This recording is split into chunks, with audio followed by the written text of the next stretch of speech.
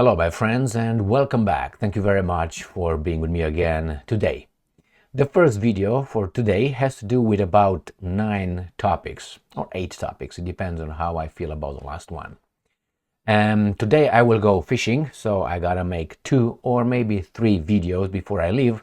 I'm gonna go to the Tippy Dam on Manistee River in Michigan for some salmon fishing. I went over there a few days and just to watch how things are going, and I was like, no, I gotta be over there and just, have some fun. It's gonna be a great day. So, the first topic in this video has to do with the Ukrainians claiming that they attacked a new arms depot, a Russian arms depot that was housing North Korean missiles. I think that was in Bryansk. And then the other one, we find out that the situation in Toretsk, now it seems to be like one of the hottest spots on the Ukrainian front, is going to fall to the Russians. Fierce fighting in the street. Next one, I have some maps as well. Is the Israeli defense minister alive, or was he killed during the Iranian attack, last attack? Well, I will show you certain interesting facts and developments that make me to conclude that things are murkier than they seem. Now, I don't care if he's dead or alive, just as a personal note. But it's very interesting when these guys are fact-checking things that actually we should never give a damn about it. But hey, that's another topic. It's important. It's important. One of the reasons why this would be very important is the fact that I saw a video coming from the Israeli media showing a big crater next to the Mossad headquarters in Israel. So they showed the crater. Some people say they hit the Mossad headquarters. I don't think so. It was right there, if that was it. Then again, these guys said, well, you know what? The Iranian missile attack failed. All right. So that's why it's kind of important if they were able to do anything to this defense minister. And we have some fact checkers here. And a cancellation of a meeting of the same defense minister. Next one. Guess what? American warships, US Navy, was at the scene of NordStream blasts. Little by little, we're going to find out that Al Capone actually was involved in sabotage.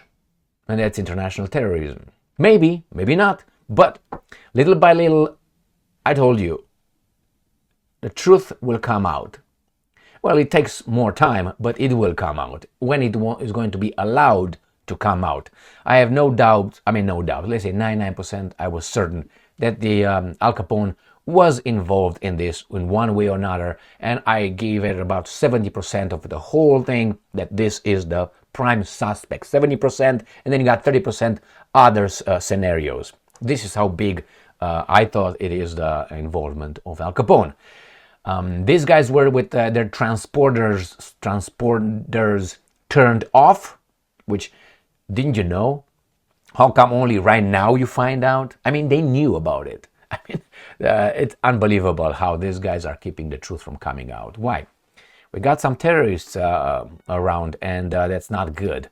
And the thing is, these terrorists, or how should I put them, not such good people in charge I'm talking about, they want to be hailed as being great people and working for your interest. But I doubt that based on their actions and statements. All right, Mr. Jens Stoltenberg, the former NATO Secretary General, he just left. Mr. Rutte, the former Prime Minister of the Netherlands, got his job. Now, what job did Mr. Stoltenberg land? I said it. He's going to move laterally, right? I don't know if he's going to have anything higher than that, but he's going to move laterally. He's going to be a good job. You leaked a lot of ass. Now I'm going to move you here because it's a lot of ass to be leaked here as well. So I'm going to let you know what job he landed. Then we find out that the Russians, in this case Lavrov, and I think Lavrov is a fantastic diplomat. Unfortunately, let's put it this way, he's on the other side of the on the court, on the other side, fighting against us. And we have our baboons here, Blinken, oh my, or Annalena Baerbock, or remember Liz Truss of Great Britain? Not that the current one is better, but Liz Truss was an example of baboonistan. All right, so what's going on? The United States of America compiled a list of American weapon systems that could help Ukraine in the war with Russia. This is what weapons we might give the Ukrainians. And then you got Lavrov saying, you do that, and remember that automatically triggers our response already mentioned, stated, claimed, however you want to call that, by President Putin, which is we can nuke you, and we're going to consider you direct participants in this conflict. And if someone had any doubts that NATO is part of this war against Russia, or how we want to look at it, I will show you here how blatantly CNN gives us that information, and we're supposed to say, yeah, that's okay. So they are de facto participants.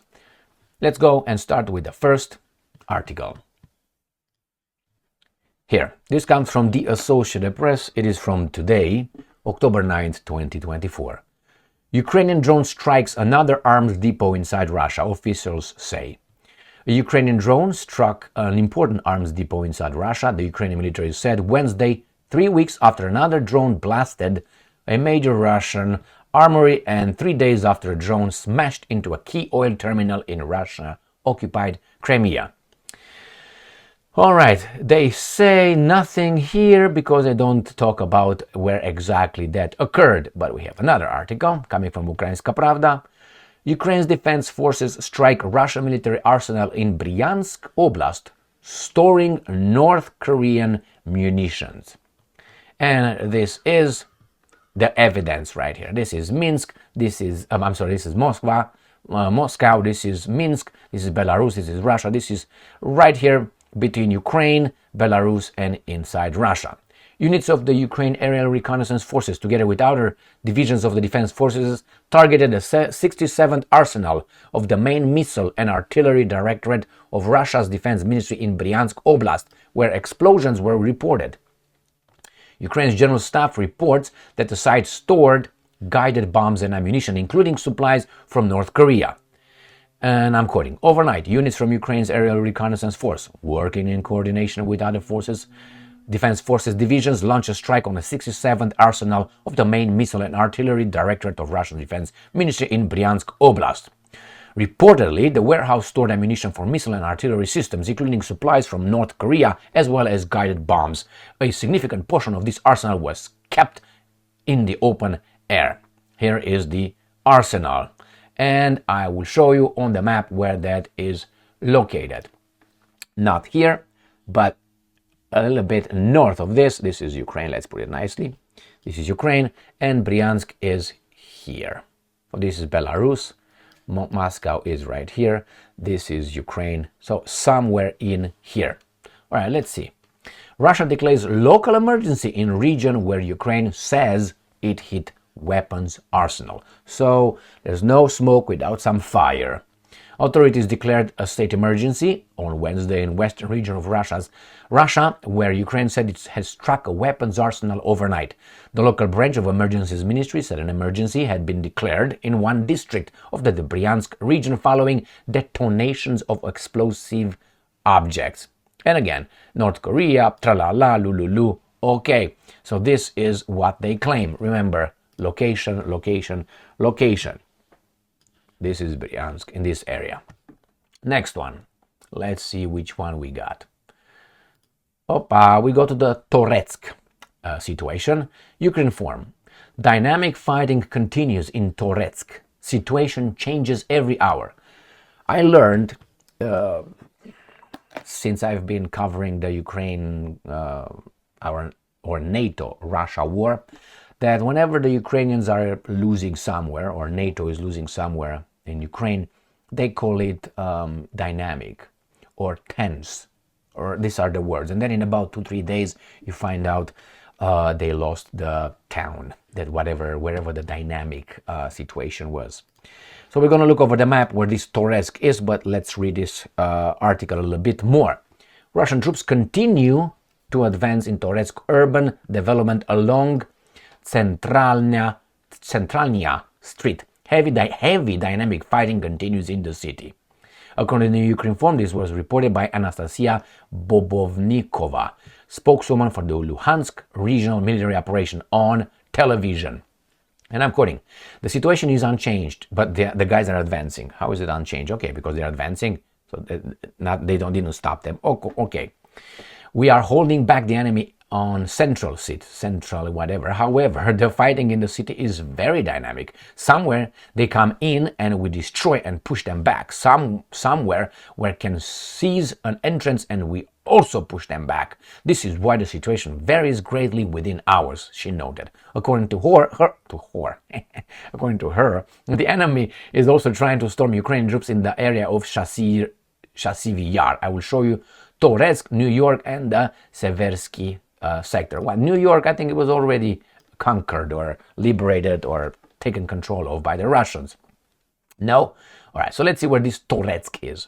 All I have about Toretsk is that it is in Donetsk. I will show you the location. Donetsk is here. It is north of Donetsk.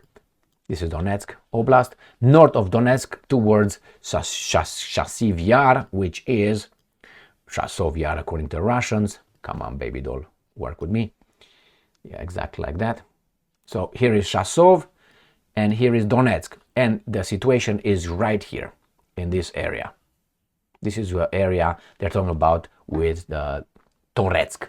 And then they were talking about Chasiv Yar in here. They are closing in right here. All right, we got that one. Let's see what else these guys are saying. Ukrainska Pravda, more details on Chasiv and on Toretsk. Fierce battles ongoing in Ukraine's Toretsk as Russians advance on city's Tsentralna Street. Again, they show you this. This is Toretsk, and here we go. The Russians continue to advance in the urban. The same article as the other one. Ukrainska Pravda. No buildings left intact in Ukraine's Toretsk, but 1,200 residents refuse to leave. Why? Waiting for the summer, waiting for the Russians to come?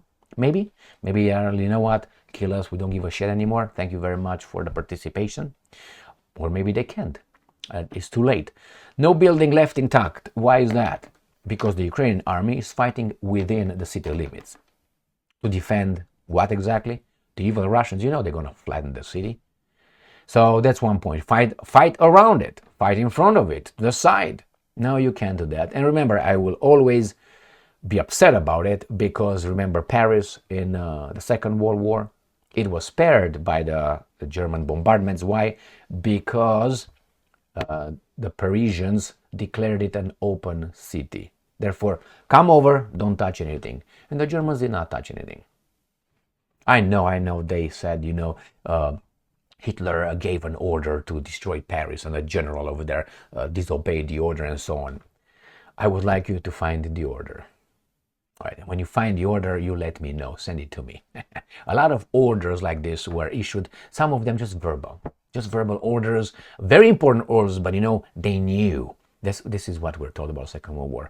Everybody in Germany knew about that secret, but they kept it so. No order about that particular, and I'm not talking about Paris, obviously. But they all knew. You didn't have to say it. Really? Do you think that's the way it works in a military? Oh, we're gonna, you know what I mean? Between you and I. Come on, all right. But the baboons believe it. Believe it because they believe it.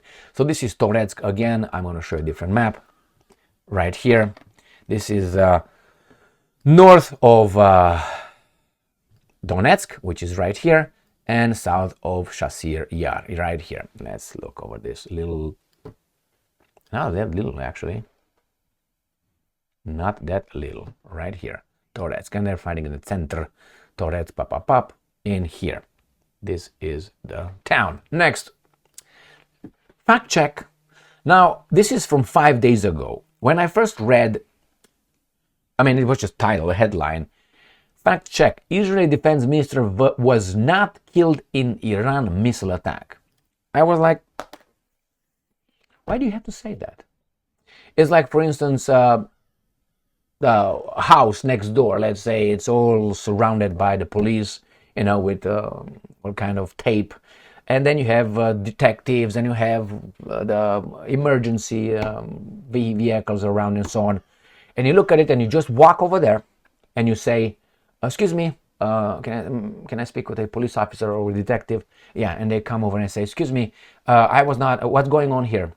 And I say, well, it was a crime was committed here, and I don't know, murder, whatever. And you say, I would like to let you know that it was not me. All right, thank you very much. And I go back to my house. The detective will be like, oh, whoa. Please come over. What did you say was your name? Can you provide an ID? Let's talk about it. Tell me more about it. That's the way it's done. So why would you do and say something if someone claimed that this guy was killed? But immediately the fact checkers are jumping in to disperse, disclose, not disclose. Oh, this guy is not dead actually. I personally don't give a shit, just so you know. Let's move on.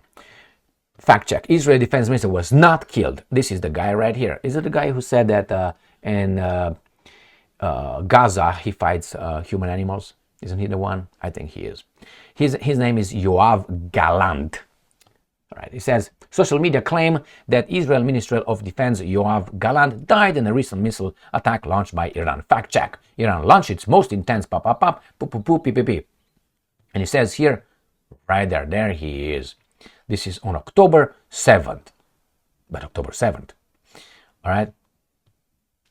In a separate letter, mourning the lamented of loss of 8 Israeli soldiers who were killed during No, what can you do? And it's false, obviously, right? It's false. A spokesperson for Gallant office also confirmed to Reuters that claims were false. All right. Additionally, we find out from Lloyd Austin that he spoke to his Israeli counterpart shortly after the missile strike. Okay, well, why was it necessary? Next one. Even USA Today tells us Israeli Defense Minister Yoav Gallant is alive, unharmed in Iran attack. Fact check. And we got Anne Frank. Oh my God, you can make shit up. Anyway, the claim Israeli Defense Minister was killed in Iranian missile attack. An October 2nd Facebook post includes a photo of Israeli Defense Minister Gallant standing in front of the nation's flag. It's a picture that you can put it on October 2nd, and it's from January, or not, let's make it September 20th. Okay? Israeli Defense killed during Babab reads the caption on the post. You don't know if that's... Okay, raiding. Gallant was not killed on October 1st.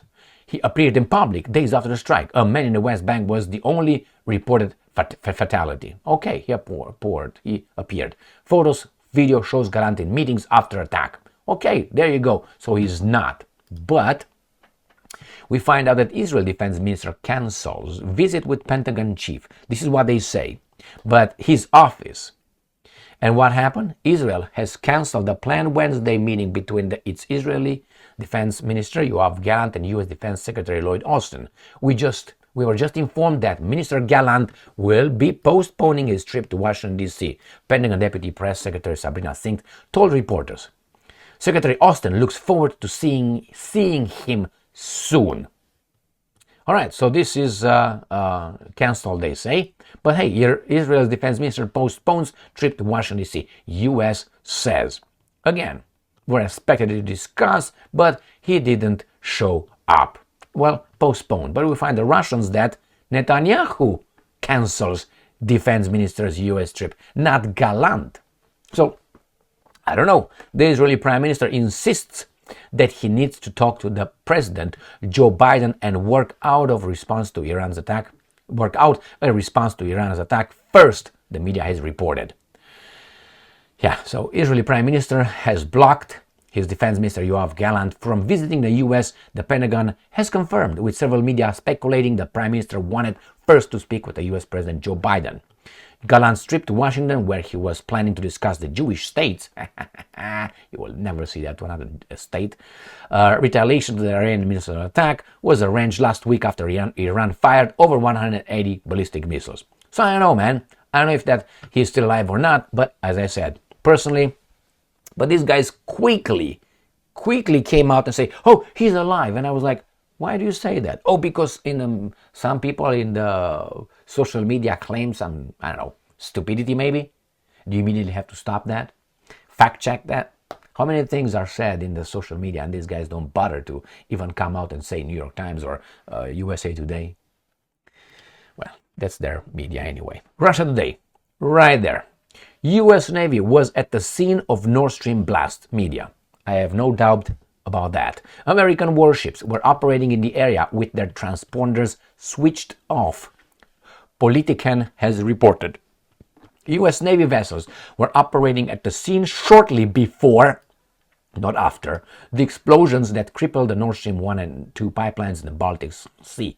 Danish newspaper Politiken has reported, citing a local harbor master. They had this information. These guys had what? More than a year to investigate, and they didn't talk to this guy? They didn't know that? They didn't take that into consideration in their investigation? My. The crucial energy infrastructure built to deliver Russian gas to Germany and the rest of Europe was ruptured by underwater blasts in September 2022. So 2 years ago, and we still don't know. The piece by Politiken was published on September 26, but largely went unnoticed. However, it resurfaced on X, formerly Twitter, on Tuesday, with claims being reposted by Glenn Greenwald, a guy that I like very much, and other prominent independent journalists. According to the article, American warships had been operating in the area east of the Danish island of Bornholm with the transponders switched off. The paper spoke to John Anker Nielsen, the harbor master of the Danish port of Kristiansand, located near Bornholm. He said he had decided to share details of the events of September 22, despite initially being not allowed, quote unquote, to say a thing about them. By whom? By whom? According to Nielsen, I said this, my friends, many times, when they will be allowed to speak out, they will speak out. Until then, these guys will keep a lead on it, and if someone dares do something, they would be not covered. Not covered. Many things happen on this planet right now, more important than many things that are pushed forward. These guys shape our priorities.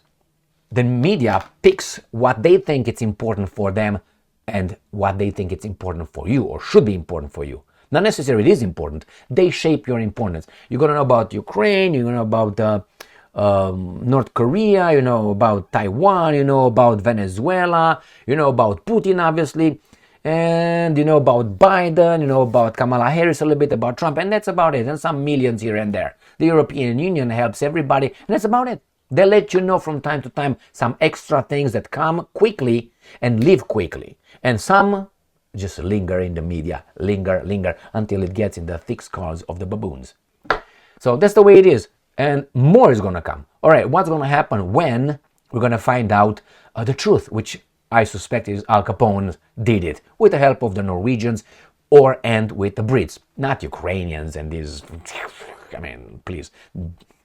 No, that's baboonish, or the Poles with the balls. No, they don't have the capability. That's one of them. And they would not risk an atomic bomb falling the next day on their heads. But the United States can risk. So if the United States tomorrow says, yeah, we did this, what do you think Russia will do? You can go to the United Nations, you can do this, you can do that, nothing verbally. You have to act. What are you going to do? Blow up some of the Americans? What the Americans will do then? Oh, that's nice, man. 1-1. We're good. Stop right now. No, they're going to be all offended by that. How dare you? That's exactly how they're going to say. How dare you? You can. That's an attack on our infrastructure. That's a national security threat. We need to act. That's exactly how they're going to act. But the Russians, no. They have to just take it deep and often. All right, let's move on. According to Nielsen, he launched a rescue operation in the area 4 or 5 days before the Nord Stream blasts, after spotting ships with their transponders switched off and assuming there was an emergency. However, when Danish rescuers approached the scene, they saw that the vessels in question were US Navy ships. The Naval Command, ships, plural, and these guys did not monitor that. They didn't know. The Swedes did not know. Please, my friends, those things are under supervision, man. It's a strategic, how do you call it, energy transport. Please, Nord Stream 1, Nord Stream, and they don't. Infrastructure, please let me. The Naval Command told Nielsen and his colleagues to turn back, the Americans, right? The harbor master recalled. Politiken said Nielsen does not believe Western media claims that Nord Stream was sabotaged by Ukraine, supposedly using a yacht named Andromeda, the constellation, and a small crew to carry out the sophisticated attack. According to the paper, the harbor master instead has some faith, end quote, in the versions of events provided by legendary investigative journalist Seymour Hersh. All right, so Seymour Hersh authored a report claiming that U.S. President Joe Biden had given the order to destroy Nord Stream pipelines. I'm more inclined to that than with anything else. According to an informed source who talked to the Pulitzer Prize-winning journalist, the explosives that were detonated on September 26, 2022, had been planted at the pipeline during the previous June by U.S. Navy divers under the cover of a NATO exercise called Baltic 22. The White House denied the report, calling it utterly false and complete fiction. Oh, right. So what do you think, my friends? I mean, if someone says, I'm going to punch you in the face, and then the next day the guy shows up with an, how do you call it, brown eyes? Brown eye, is that how you call it? Brown eye? Well, black eye. What do you think? I mean, who would be the first suspect? The guy who the previous day said, I'm going to punch you in the face, in the eye. And exactly that eye, in the right eye, in the left eye, because I'm using the right one. And you get exactly there punched. Wouldn't you go to the first, hey, excuse me, can we talk? No? Okay, let's get a little warrant here. We're going to talk to you, man. File a petition, and you're going to have to talk to me. Otherwise, we're going to grab you and arrest you, and you're going to talk to us. Oh, you're going to plead the fifth? No problem. You plead the fifth. We're going to find out later. But you're going to be the prime suspect. So when you have Victoria Nuland, you have Biden saying we're going to stop that. If Russia attacks Ukraine, we're going to stop Nord Stream. And then in a few months that happens. Please, my friends, don't be baboons or fool retards here. Let's go to the next topic, where we find out where Mr. Stoltenberg landed the job. All right, first, before I go there, do you know what job he might have gotten? All right. Russia Today. Ex-NATO boss lands a new job. Jens Stoltenberg was recently succeeded at head of the US-led military bloc by former Dutch Prime Minister Mark Rutte. Former NATO Secretary General Jens Stoltenberg will become chair of the Munich International Security Conference, MSC. Next year, the Western-dominated organization has announced the Norwegian politician will take over from German diplomat Christoph Hausgen. After the conference's 61st gathering in February 2025, the MSC said in a press release published on Tuesday. Got it? Got it, my friends? Oh, here. I have dedicated my entire political life to maintain peace. It is a great honor for me to serve as a chairman of the Munich Security Conference and make a contribution to its mission, peace through dialogue. What? This guy was the guy who didn't want to talk with the Russians. Why? Let's make it this way. NATO Secretary General, the position is of a secretary. Someone else is a director. So that tells you everything you need to know. What does a secretary do? Takes notes, speaks with people, schedules meetings, but doesn't have decision on the institution. So I am the director, you're my secretary, all right? And you do what I want to do. It's true that this guy is like a spokesperson and so on. So he did not promote shit. He did not promote dialogue whatsoever with the Russians. At all. At all. So now going from there to here is like switching hats. Nah. But hey, I expected something like this, to be honest. I didn't know exactly where he's going to end, but laterally.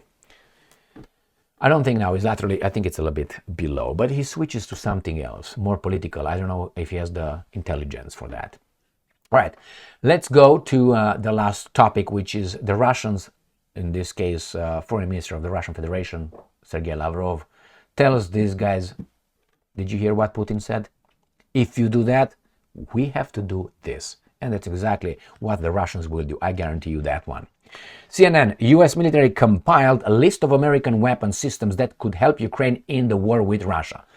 If you still think that is not NATO that promised in 1991 not to move 1 inch eastward towards Russia, and it did many, many miles and many, many times, that broke a promise, or at least a gentleman agreement with the Soviets at that time. Remember that one? That was for the Soviets to allow the unification of the two Germanys at that time. They said we will allow that and we will not interfere. And they did what they said they will. They didn't interfere. They allowed that. What did they say allow?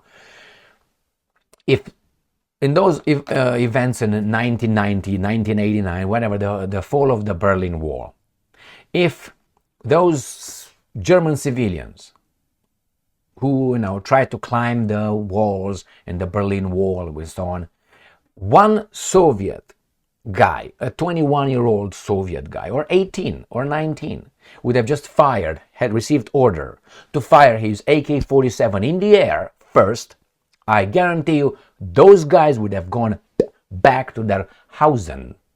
I guarantee you that. But the order was stand down, we have an understanding. And that's how you see all those destroying the climbing, the power of the people. All that happens somewhere else, not here. Always over there. Why? Because we have freedom and democracy. When something like this happens, or not even close, I'm talking about the January 6th, okay, riot, trespassing, that was an insurrection. But over there it was just fine because it was immoral to have a, Berlin divided in. First it was divided in 4 parts, wasn't it? And then it remained in 2. Between whom and whom? Well, you check that out. Was it 4 parts or 3 parts? 4 parts. I think the other guys wormed themselves in 2. So here you have, I'm going to show you how NATO here, clear in this article, is involved in this. Involved, not that it just helps. No. Actively involved. So here, and not necessarily what kind of weapons these guys are going to do, but here it is. The US military top commander in Europe compiled a list of weapon systems the US possesses that could help Ukraine in its fight against Russia that the Biden administration has not yet provided, including air-to-surface. You know what it is? It's an airplane, flying with a missile. And that is going to hit the surface, somewhere on the land. That's air-to-surface. That means that, Storm Shadow or whatever the Americans will provide. Got that? All right. Missiles and, this is more important, secure communication networks used by NATO. Secure.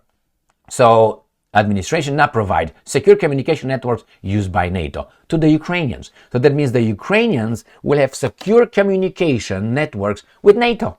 They're one.